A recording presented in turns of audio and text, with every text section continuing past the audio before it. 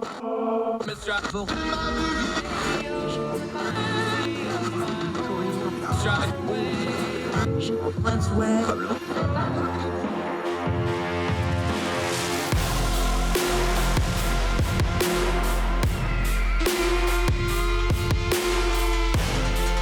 your host, Andrew Donaldson. This is Heard Tell. Heard Tell Show. It is Wednesday, June the 15th, year of our Lord 2022. How y'all doing? Good to see you. We missed you. Welcome back to Heard Tell. I'm Andrew Donaldson. Got a lot to cover on the program today. Real good friend of ours. Hadn't been on the program in quite some time. Glad to have him back. John W. Miller's here. We're going to talk a little League baseball. He's been writing a couple different pieces about cultural issues and how things like sports in our communities has changed. They've changed more to a for-profit model and how that has changed how our communities do things. What's that mean for our cultures? John W. Miller is our guest on the program today. Very excited to have him. Two great stories that we're going to enjoy covering. One is, how do you go from being 17, 18 years old and being the breadwinner for your family working at McDonald's to going into space? It's a great story. Going to cover that in a little bit. We're also going to go out to Minneapolis, our final segment. We always try to do a uplifting story. This is a great one. A community comes together and helps a woman buy her home so that she does not get evicted. It's a wonderful story. We're going to get into that in just a little bit. Also, we're going to go overseas. I'm going to talk gas prices with Russia. We've been on this since the Ukrainian war began, since Putin's illegal war of aggression in Ukraine. We told you all the sanctions in the world, all the talk, all the big speeches. It doesn't matter if you don't go after the oil and gas. They didn't.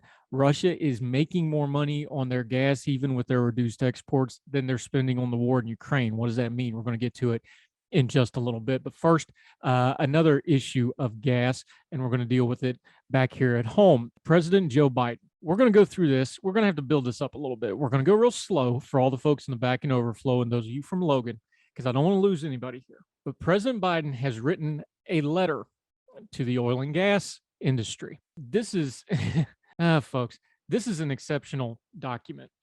Joe Biden, let's start here. I just had a piece in Spectator World. We'll link to it in the show notes, as we always do, about who Joe Biden is. And I'm not being mean to the man. I'm really not. He's the president. He deserves the respect of the office. But we have 50 years of book on who Joe Biden is. Nobody should be surprised about who Joseph Robinette Biden Jr. is. We have book on him. He was in the United States Senate for 36 years. He was vice president under President Obama for another 8 years. And he's been president for basically 2 years now. We have all we need to know about the character of him, his personality, how he does things, how he functions, how he does things. If you didn't do the homework on who Joe Biden is, that's on you. Now, apparently a lot of our media didn't, or they just too lazy or whatever. Joe Biden has some, let's call them personality cues, okay? Cues is in like theater cues, like something's going to happen. Joe Biden talks big. He talks recklessly. Remember Sheriff Joe, President Obama, this was at the State of the Union, and it's not like this was subtle. State of the Union, President Obama, oh, Sheriff Joe, we're going to put him in charge of curing cancer or whatever. Sheriff Joe's not really a term of endearment. Sheriff Joe is because he's kind of that crazy guy who says big things and goes off half-cocked a lot of the times. Problem is, when you're a senator, you can get away with that because you're just one of 100 people. When you're vice president, you can get away with that because you don't actually have any enumerated powers. You're just the heartbeat away from the presidency guy in case something happens, God forbid, to the president. But when you're the president, even when you're running for president, everything you say matters. Everything you do matters. It's not just the media or the political commentary or the American people that pay attention to your words. Foreign powers do. Companies do, nations do, markets do. Everybody listens to what the President of the United States says because what he says matters a great deal. Now, with that background, I want to read you an excerpt from this letter, but hold that thought because we're going to come back to it in just a second. So President Biden is upset about gas prices. The line from the White House is that Vladimir Putin is the cause of the raised gas prices. Now, let's parse this out. Again, one of our founding principles that we have to keep in mind here is the president of the United States, whether he's a Republican or a Democrat or whatever, They get too much blame and too much credit for the economy. That's just the way it's always been. So when he says Vladimir Putin is to blame for higher gas prices, that is partially true. Gas prices went up when the Ukraine war happened, but they were already elevated before that. And they were elevated, we're going to talk about, because in no small part, because of Joe Biden. But let's go to this letter real quick. This is from the White House, official White House stationery. Very pretty, even has a graph on it. Very amazing. I want to read you a small excerpt from this. To be sure, this is Joe Biden writing, or more specifically, his staff wrote this. The shortage of refining capacity is a global challenge and a global concern. He's right about that, by the way. Around 3 million barrels a day of global refining capacity have gone offline since the onset of the pandemic. That would be, 2020, excuse me, inhibiting our ability to ramp up supply of gasoline, diesel, and jet fuel. I am working with allies and partners in countries around the world to encourage global refinery capacity to come back online. But in the United States alone, oil refiners significantly reduced their capacity during the pandemic. In the year before I took office, listen to this carefully, we're going to come back to it. In the year before I took office, that'd be 2020, refineries in the United States reduced their capacity by more than 800,000 barrels a day, leaving American refinery companies today at their lowest level of capacity in more than half a decade, 5 years. I understand many factors contributed to the business decision to reduce refinery capacity, which occurred before I took office. President Biden's official letter that he has put out now. But at a time of war, refinery profit margins, well above normal, being passed directly onto the American families, are not acceptable. There is no question that Vladimir Putin is principally responsible for the intense financial pain of the American people and their families are bearing. But amid a war that has raised gasoline prices more than $1.70 per gallon, historically high refinery profit margins are worse than that pain. Your companies and others have an opportunity to take immediate action to increase the supply of gasoline, diesel, and other refinery products you're producing and supply to the United States market with prices your products where they are today. You have ample market incentives to take these actions. I also encourage you to continue maintaining and expanding fuel supply. We will link to this letter. Please read it all for yourself. Like we always say, you need to read the source material yourself. We will link to this. Read the entire letter. That's the kind of the nut of it. Okay, couple things here. Refineries are one of the most heavily regulated things we have in America for environmental reasons, for good reasons, by the way. They are environmental challenges. There's a lot that goes into why refineries aren't expanded and why we haven't built a new oil refinery in way, way too long. It also goes for things like natural gas, like liquid natural gas terminals, which if we had, we could have been exporting more of our natural gas over to Europe, which would have also helped here. But let's back up for a second. The president said the year before he took office. Do you remember what happened the year before he took office? Again, the president's words matter. You're not Senator Joe Biden anymore. You're not Vice President Biden. You're not Sheriff Joe. During the debate, 2020, Joe Biden, this is on video. You can look it up. You can watch it. You can listen to it. I'm quoting here. No more subsidies for the fossil fuel industry. No more drilling, including offshore. No ability for the oil industry to continue to drill, period. It ends. That was Joe Biden in the Democratic debate. It was one of his signature lines of the entire campaign. It was his environmental bona fides to the Democratic Party and for progressive folks that find environmental issues to be very important. He said that. He said that as the front runner. If you're running a company, the oil company, for example, and the natural gas industry, and the incoming president of the United States has said this, they're going to take measures. They're going to reduce capacity. They're going to scale back. They are going to prepare to be dealing with a federal government that is going to be hostile to their business model. Now, not that there isn't environmental concerns and all that. We'll deal with that some other times. But that's just how these things work. This wasn't Senator Joe Biden saying this. It wasn't Sheriff Joe or VP Joe. This was incoming president of the United States frontrunner Joe Biden. So when he became president, the oil and gas industry bowed up and they prepared for a hostile administration. That's part of what's going on here. For the president to turn around and say that he had nothing to do with this and this is all Vladimir Putin is utterly ridiculous. Now, it went from bad to really crippling people because of Vladimir Putin. That's true. But let's back up again. if we had taken care of our refinery business in the first place, if we had found a happy medium between environmental concerns and being energy self-sufficient from the rest of the world, we wouldn't be in this mess to start with. Now, that has a lot of blame to go around, and that's not all on President Biden at all. But he's the president now. He could take regulatory action right now to try to loosen some of this, and he won't. But he's also now flailing because gas prices are absolutely killing his approval rating. He's doing some very questionable things like reaching out to Saudi Arabia and getting us re-entangled with those folks.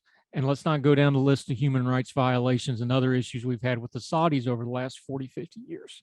Things have consequences. Things do not happen in a vacuum. They happen in a sequence. Sheriff Joe, Senator Joe, VP Joe, he could say things, big braggadocious things, and it didn't have an effect. President Joe Biden, it has an effect. This didn't happen in a vacuum. It happened in a sequence. And the sequence was the man who was probably going to become president said he was going to kill the oil and gas industry. And the oil and gas industry reduced capacity because of it. Gas prices went up. And then when Vladimir Putin invaded Ukraine, they went up even more.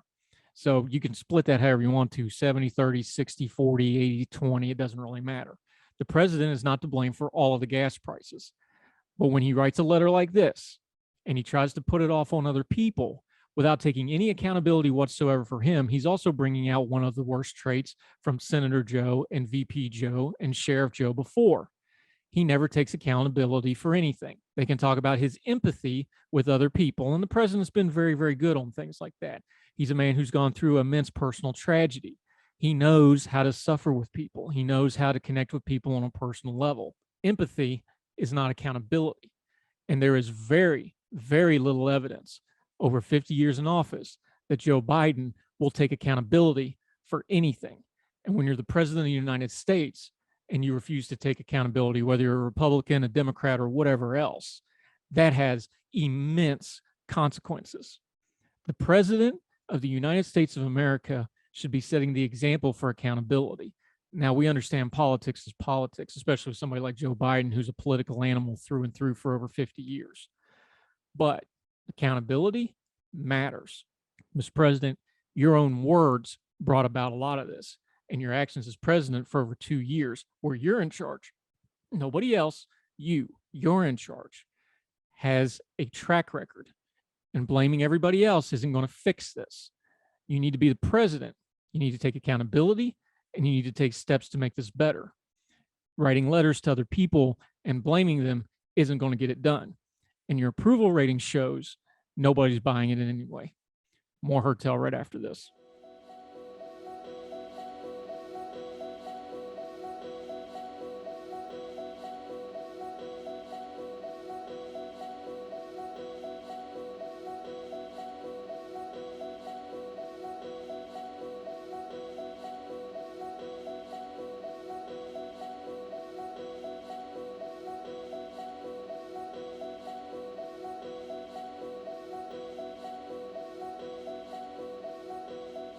I'm back to Heard Tell. Let's go overseas real quick. BBC.com, the BBC News Service.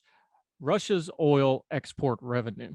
We know the war in Ukraine. We've been covering it. We're over 110 some days into the war now. We've said from the beginning that the sanctions and the other measures, unless you go after the oil and the gas production, it's all meaningless. So from the BBC, now we have a measurement of how pointless it is. Revenues have been falling since March. This is from the BBC, as many countries shunned Russia. It also warned of potential loopholes and efforts to curb Russia's imports. The European Union makes up 61% of those imports. Looking at you, Germany, Schultz machine, worth approximately 59 billion.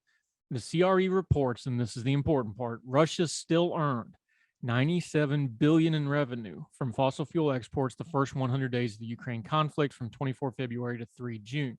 Overall, exports of Russia's oil and gas are falling, and the revenue from the energy sales are also declining from their peak of well over $1 billion a day in March. But, and this is the nut of this, the revenues still exceed the cost of the Ukraine war during the first 100 days, with the CREA estimating Russia spending around $876 million per day on the invasion. In other words, it's not really costing the Russians that much money without their oil exports being measurably cut down. The EU is just not going to wean themselves off Russian energy, especially once we get through the summer and we start looking winter dead in the eye. They're not going to cut back on their energy. This is just the fact of the matter. The war in Ukraine is going to go for a really long time. Remember, in the Donbass region, the eastern regions where most of the fighting is going on now, they've already been in a shooting war since 2014. We need to deal with reality here. It's going to be a very long war. It's going to be a very long conflict. And there's too many people in Europe who are too concerned with their energy prices and their own skins and their own economies to really do anything meaningful against Russia. This is going to be the status quo for quite some time, I'm afraid. Russia's still going to make more money on oil than it costs them to do their wickedness in Ukraine. It's an ugly war. It's an ugly world. And that's just the reality of the matter for the foreseeable future. More Heard Tell right after this.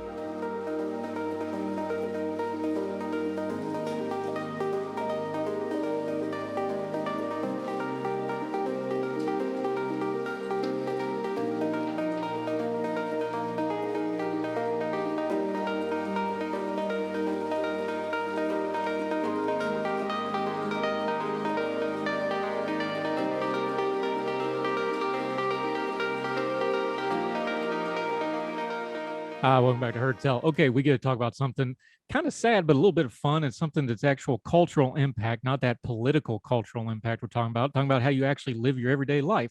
Our good buddy, he is a documentarian. He's a longtime journalist. He's been on the show before. Great to have him back. John W. Miller, how are you, sir? I'm great this morning. Great to be back. Always like talking to you. Yeah, we love having you.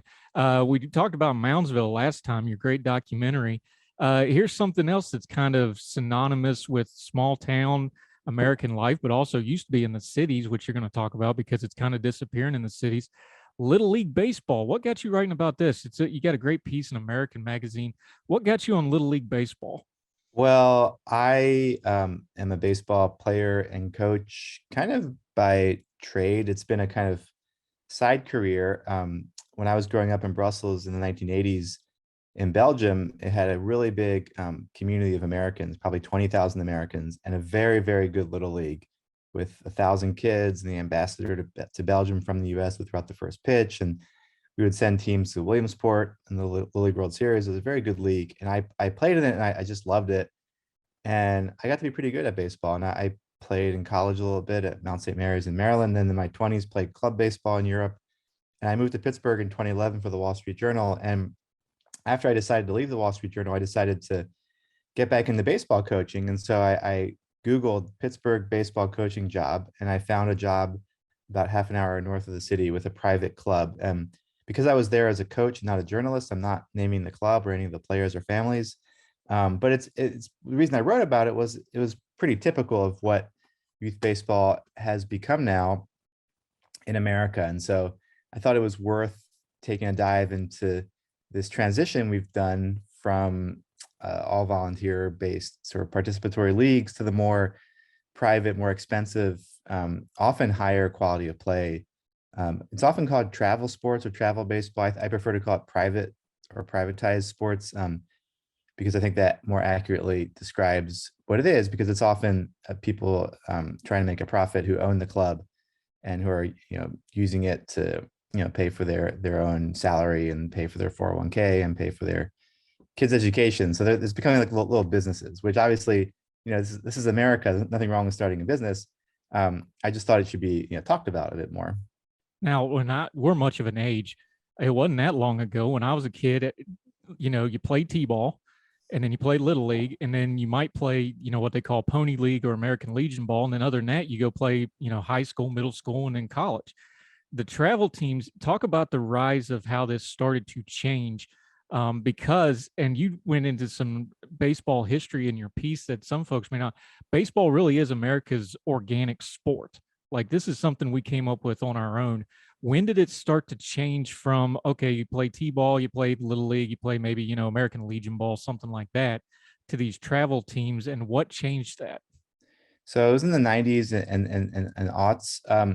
I am pretty sure that well, I know that what motivated people is having a higher quality of play, and it was kind of imitating the all-star teams that would be put together every year for Little League baseball. So Little League is an incredible organization. It spans the globe. When I was a kid in Brussels, we had Little League teams.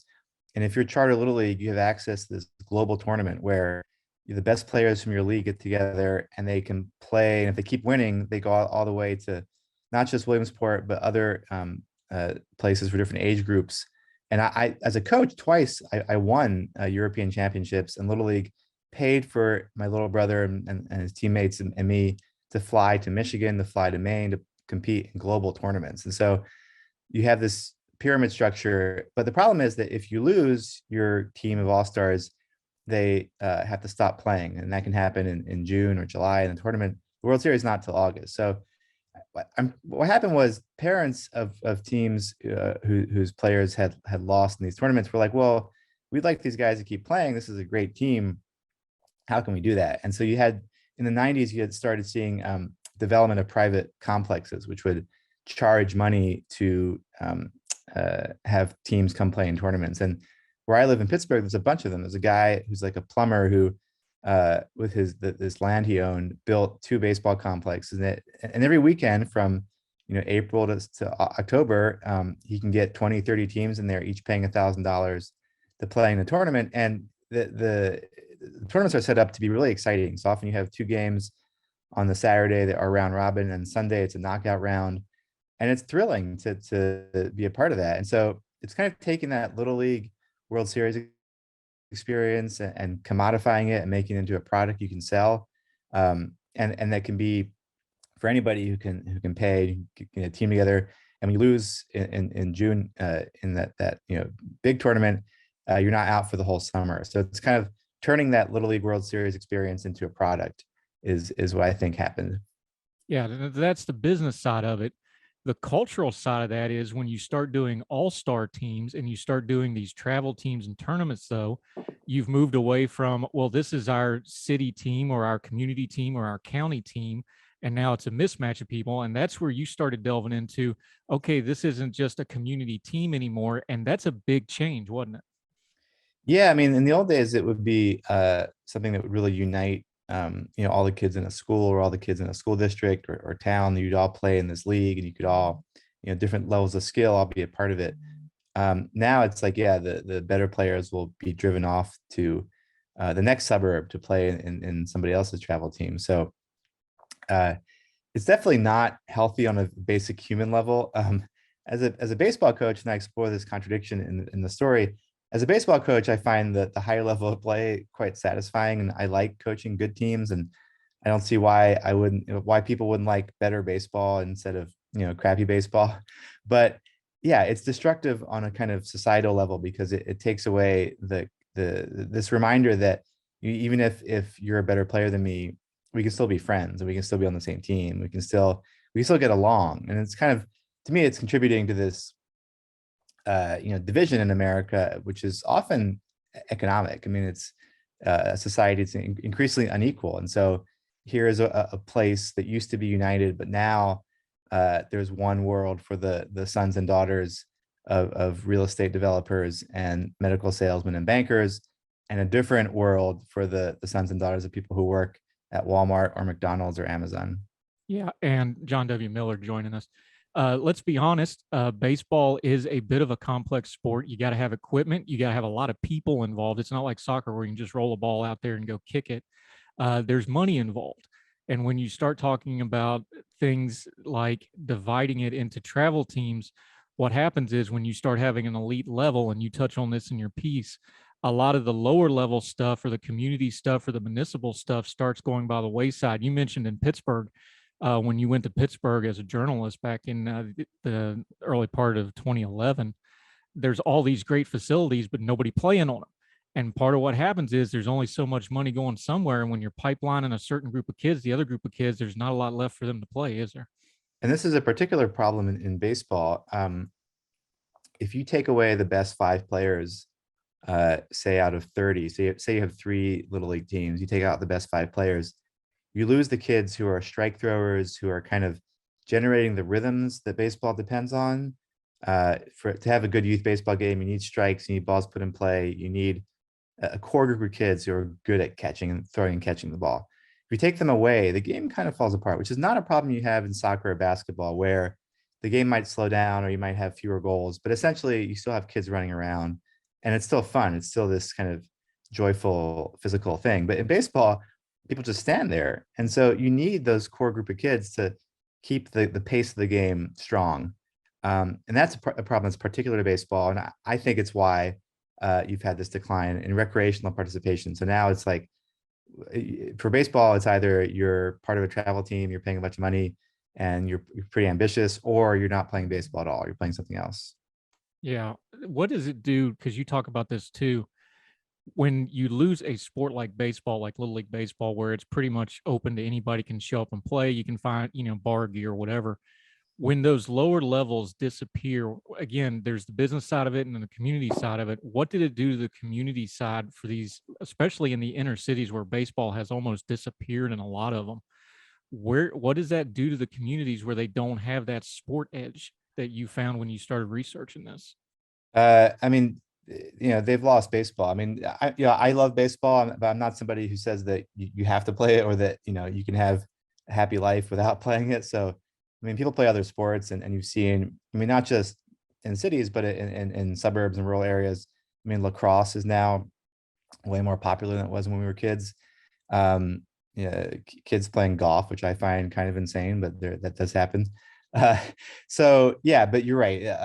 In cities, baseball is less popular, and particularly in the African American community, it's less popular. And in my piece, I chronicle some efforts to change that, and it really depends on a lot of grassroots work. It's very hard to kind of manage from the top down, and despite MLB's efforts, you can't just throw a bunch of money at this and hope it'll just kind of turn into kids loving baseball. You need people doing the work. And so in my piece, I chronicle Nelson Cooper and Pittsburgh Hardball Academy in Pittsburgh. There's also a guy in Philly named Amos Uran who has Anderson Monarchs. And every city has one of these organizations. So if you care and want to help, I encourage you to figure out who in your city is doing this work and support them, because that is what it takes. It takes people actually coaching, on the field 3-4 times a week, doing the work, which is not easy. And it's pretty skilled coaching task to try to get kids excited about a sport. Yeah, and to be fair here, this isn't just a baseball problem.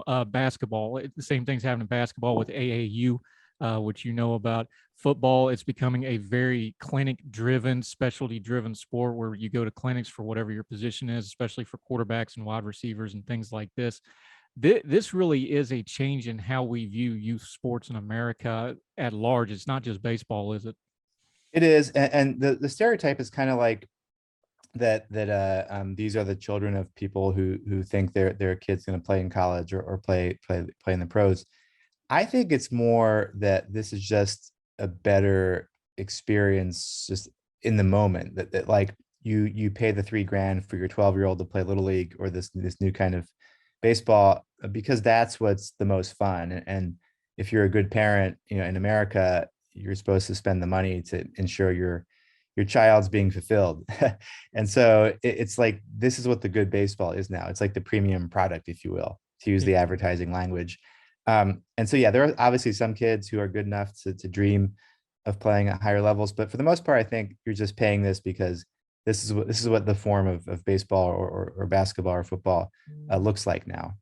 Yeah, John W. Miller joined us to take a quick break. He didn't just write about the problem, though, as a good journalist. He turned around and wrote some solutions, too. We'll talk about that. Also going to ask him about a few of the people he met researching this. The great John W. Miller. We love having him. More with him on Heard Tell right after this.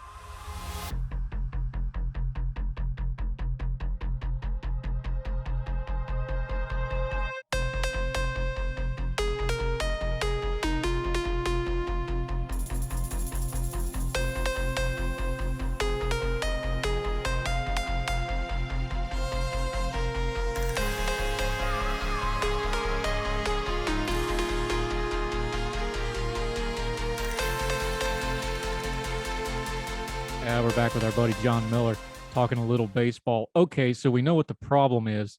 We know that the money's an issue.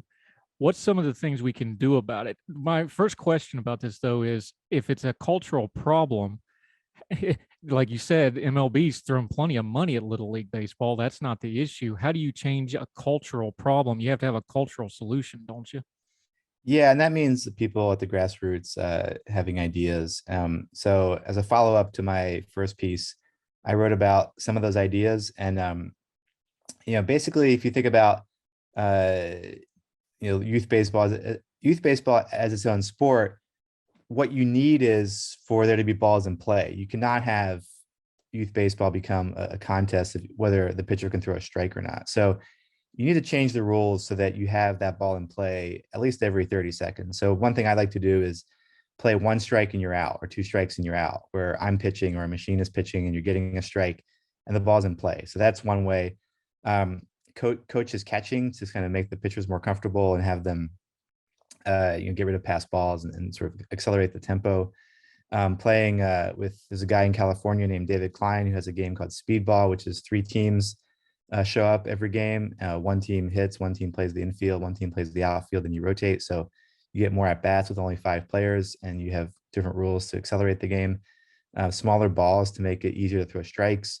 5-on-5 with 3 bases. People think that baseball is kind of etched in stone and handed down in the Constitution, but it's actually a very malleable game, and there are lots of rule changes in the 19th century.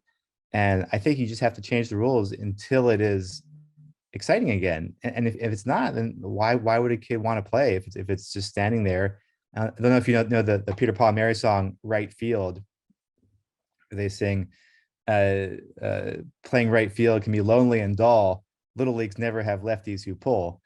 And so it's a song about a kid just standing there, and all of a sudden the ball comes out to him, and he's just shocked. So yeah, baseball should not be that picnic. It should be fun and rhythmic and have good pace to it. And so you need to, again, change the rules so you get that pace. Now that's something that football has done in America, especially now. We talked about how that's become a clinic kind of sport. They play 7-on-7. You do clinics, you go to things like that. It seems to me like something like that, because it sounds like, well, that's not the real game of baseball. No, but what it does do is the one thing that's really hard to get Little League to do is it builds a skill set, but it still does it in a fun way that doesn't drag like a full blown game does. Yeah, that's really smart. I should look into that. I don't know that much about football, but yeah, that seems like and they're kind of forced to, I guess, because the grown up game is so insane. So you need to modify it. But yeah, I mean, I'm all for just making up stuff that works in the moment, and not trying to be too traditionalist, because eventually if they're good, they'll be able to play at the higher level in the real game too. Yeah, John W. Miller joining us. Now, you have one suggestion that I think is a great suggestion, but let's be honest, baseball can be a little stodgy. They can be a little traditionalist. They can be a little slow to change.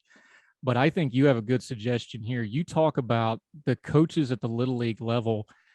It's set in stone that they're not to be paid, but this is something that should probably be changed because, and you had a great line in there, is like, well, you don't expect free violin lessons. Why would you expect free baseball lessons? Should they have some kind of a standardization of coaching? Well, yes, it seems like it's going to be hard to fix this problem if you don't admit that your average parent, with all due respect, is probably not a qualified baseball or softball coach. And by the way, when I say baseball, I include softball, and I include girls sports. So there should be a middle ground between a private club where somebody's making, and there are club owners, by the way, who make hundreds of thousands of dollars. And so there should be a middle ground between the volunteer parent who knows nothing about the sport and then the private club where it's $3,000 or $4,000 to play. And so I think it would be reasonable to have a fee that would be say $300, which is manageable for almost all families if in the per year in broad sense, and then paying coaches something. And so then you can get some qualified people, and you can demand a kind of performance and demand a kind of pace and demand a standard of fun and excitement that you don't get if it's a parent who does not know what they're doing and just standing there. And it drives me crazy when I see a dad standing at home plate hitting a ball to one kid at a time, and while 8 kids just stand there. So I bring up the European kind of club model where it's often a public field or kind of a public structure, but you're paying the the coaches, and the fee is somewhere between the little league, $50 or $100, and then the private club 3,000 or 4,000. All right. One of the things we always appreciate about you is you find these great human interest stories. Give me a couple that you found writing about this, about baseball. Give me one or two of the great individual people that you met that really bring this to life. So I mentioned Nelson Cooper, who's an African American man in his 20s, who, when he moved to Pittsburgh, was disappointed not to find baseball, and so he started out with a group of kids and just running practices and games, and now he has 80 kids playing all kinds of levels, and is sending a kid to there's a kid from that program going to play shortstop at a major college. There's just a sort of culture and community that he's built around it, and I really admire that. I interviewed former major league catcher Charlie Green for this story, and Charlie grew up in Miami, and he told me when he was playing little league, he played one game a week, and that was the highlight of his week, and it wasn't more than that, and that guy made it to the major leagues. So you don't need all the bells and whistles sometimes. If you love it and you're talented, you'll get there eventually. All right, you coach it yourself. Tell me one of yours though. Just put it on a human level for me. You're a great writer, which is why we always enjoy talking to you. But tell us what you get out of something like Little League and working with the kids. And I mean, it's a game, it's a sport. You're helping kids. What does it mean to you though? Well, I love sort of leading players into a place where they can play really well without yelling and screaming. I feel like kids usually don't listen that much to what you're saying, especially in a group. So it's all about setting up a structure where they're figuring it out for themselves by playing, and then you have to make adjustments, but ultimately they have to learn by doing. I do try to get boys to talk about their feelings, essentially, in a way that maybe has not been presented to them before. One example, there was a game a few years ago where we had scored 4 runs in the top of the sixth in the 6th-inning game to take like a 3-run lead, and then we gave up 4 to lose the game in the bottom of the 6th, and everybody was completely devastated, and everybody was just sitting there, just crying. And it was they were 10. It was a really crushing loss. In the next practice, I sat everybody down and I said, well, let's talk about what you were feeling in that moment. And I imagine that the feelings you have could be shame, and I explained what that meant, or anger because you're mad, or pride because you came back, or sadness. And I explained what all those feelings meant, and they kind of took it all in. And then I went around and had them say which of those feelings they identified with, and one of the kids goes, "Coach, I felt all of those." And so yeah, just I'm not there to lecture people about big heavy stuff, but when the moment comes up like that, then you have their attention, and you can kind of help them connect. Because I remember as a kid, just feeling very angry whenever I failed, and baseball is a lot of failure, and getting really angry and mad and not knowing what to do, and I wishing I had, or in hindsight, wish I had a coach who had sort of explained how you cope with that, because baseball is a sport where it can just be excruciating. You're by yourself, you fail, everybody's looking at you, and so yeah, it's a chance for a coach to kind of use that moment to help somebody grow up a little bit.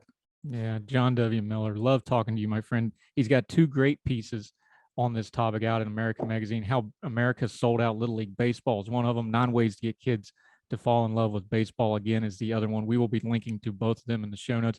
You, my friend, have a lot of irons in the fire, though. Let folks know what you have going on. We've had you on before about Moundsville. Folks can still go find that at pbs.org. Let folks know what you're doing in your social media so they can keep up with you. So yeah, my Twitter handle is JWM Journalist. I write a column for America every couple of weeks. I'm working on a book project about baseball, which I can't detail yet, but it's about baseball. I'm looking at different coaching jobs in Pittsburgh, so keeping busy, and I'm enjoying the kind of the interest in this story, because I didn't expect it would have this much interest, but people really care about baseball, so it's fun to be a part of that. I was on the Effectively Wild podcast yesterday, the #1 baseball podcast, talking with Ben Lindbergh about all this. So it's really neat that everybody is so interested in this, and I'm grateful to be part of the conversation in a subject I love so much. Yeah, well, you do very good work, sir, and we love having you, and we will definitely have you back soon. So, John W. Miller, appreciate the time, my friend. All right, thanks, Andrew. Thank you, sir.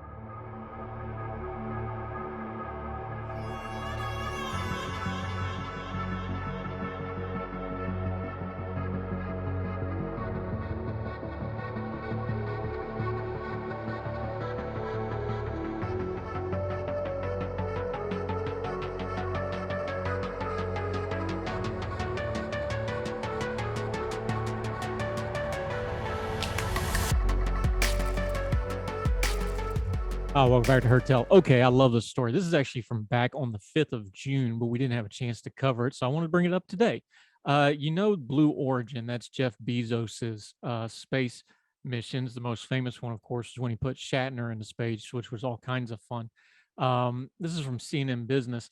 Most passengers of the pay an undisclosed sum for their seats, but Katia Escazareta, an engineer and science communicator from Guadalajara, Mexico, was selected by a nonprofit called Space for Humanity to join the mission from a pool of thousands of applicants.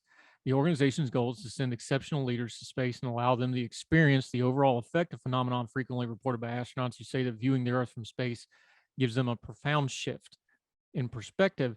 Escazareta told CNN Business she experienced the overview effect in my own way. Looking down, this is a quote, and seeing how everyone is down there, all of our past, all our mistakes, all our obstacles, everything is there. And the only thing I could think of when I came back down was what I need to tell people this. I need Latinas to see this. I need to just completely reinforce my mission to continue getting primarily women and people of color up into space and doing whatever it is they want to do in science. Escazareta is the first Mexican-born woman to travel to space and the second Mexican after Rodolfo Neri Vela, a scientist who joined one of NASA's space shuttle missions back in 1985. But listen to her backstory. This is the part that I think is pretty cool. She moved to the United States with her family at age 7 and recalls being overwhelmed in the new place where she didn't speak the language, and a teacher warned her she might have to be held back because of her academic progress. Quote, I've just really fueled me up ever since then, ever since 3rd grade. I just kind of went off and never stopped, Escazareta recalled in an Instagram interview. When she was 17 and 18, Escazareta was also the main breadwinner of her family on a McDonald's salary. I had sometimes up to 4 jobs at a time just trying to get through college because it was really important to me. These days, Escazareta is working on her master's degree in engineering at Johns Hopkins. She previously worked at NASA's famed Jet Propulsion Laboratory in California. She also boasts a following of more than 300,000 users on TikTok, hosts a science-focused YouTube series, and is a presenter on a weekend CBS show, Mission Unstoppable. Space for Humanity, which was founded by Dylan Taylor, a space inventor who recently joined Blue Origin himself, chose her because, quote, we were looking for some people like her who were leaders in their community, who have spheres of influence, people who are doing really great work already, and people who are passionate about whatever it is they do. Escazareta said she was motivated to become a public figure after working at the Jet Propulsion Lab and not seeing other engineers who look like her. There are so many people in this world who dream about the same things that I was dreaming, and yet I'm not seeing them here. So what's happening? It's not enough for me to have to make it there. I also need to bring others with me. On her Blue Origin flight on Saturday, again, this was on the 5th of June, Escazareta flew alongside Evan Dick, an investor who had already flown once. The other passengers included Hamish Harding, who lives in the UAE and is chairman of a jet brokerage company, and Jason Robinson, the founder of a commercial real estate company. Victor Vescazovo, the co-founder of a private equity firm, and Victor Correa Hispania, 28-year-old who secured his seat after buying an NFT from a group called the Crypto Space Agency. What a group, but what a cool story. When she was 17, 18 years old, she was supporting her family at McDonald's. Now she's been in space. I like stories like that. More Her Tell right after this.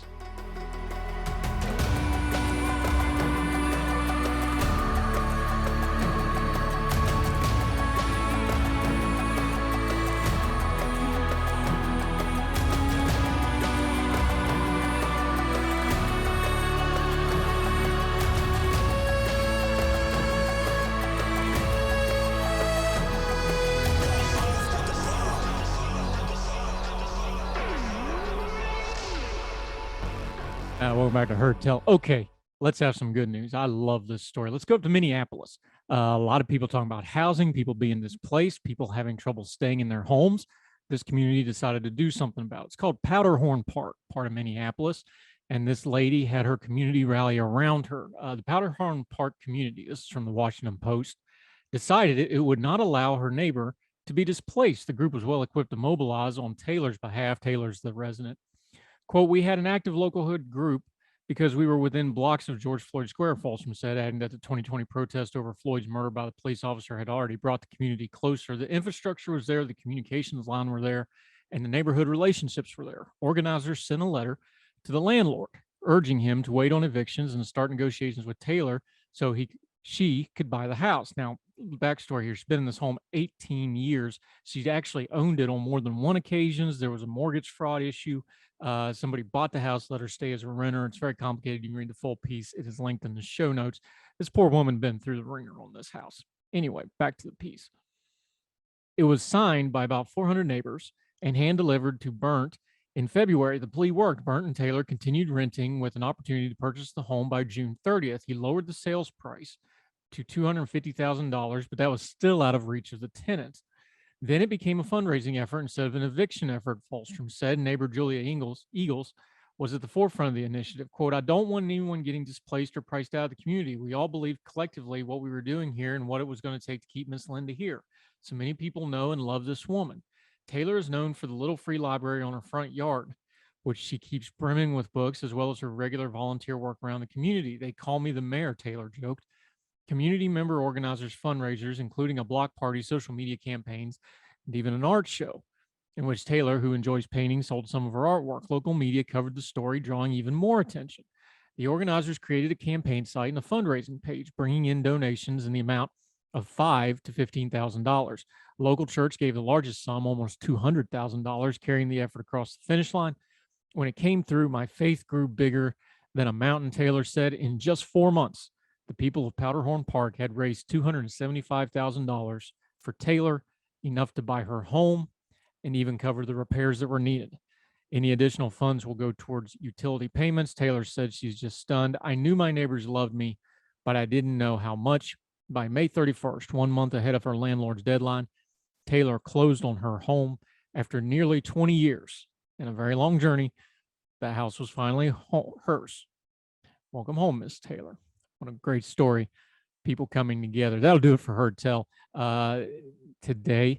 Glad to be back working with you. We still have some days where I just can't do the show. It happened this morning. Had to do a little bit of medication the night before, and it meant I slept 14 hours, missed my deadline. So that's just the truth. We deal in truth here. So I'm just telling you why the show was a little off schedule for this particular episode. But we're going to do our best to keep working as much as we can. So hang in there with us. We appreciate it. You give us the most valuable thing you have, your time. We always want to respect it. And when we come on here and ask your time, we want you to get the very best of us that we can give you. So however you're watching or listening, iTunes, Spotify, YouTube channel, on our partner with BigTalker.live, our radio partner out of Wilmington, North Carolina. We sure appreciate you being around. Make sure you reach out to us at heardtellshow@gmail.com. If you want to email us, at heardtellshow on Twitter. And of course, my Twitter and our guest Twitter are always on the lower third graphics. You can always reach out and follow them. So until we talk to you again next time, we hope wherever you and yours are, you're well. We hope you're well fed. Talk to you again tomorrow for more Heard Tell. All the music on Heard Tell is provided under a Creative Content license from monstercat.com.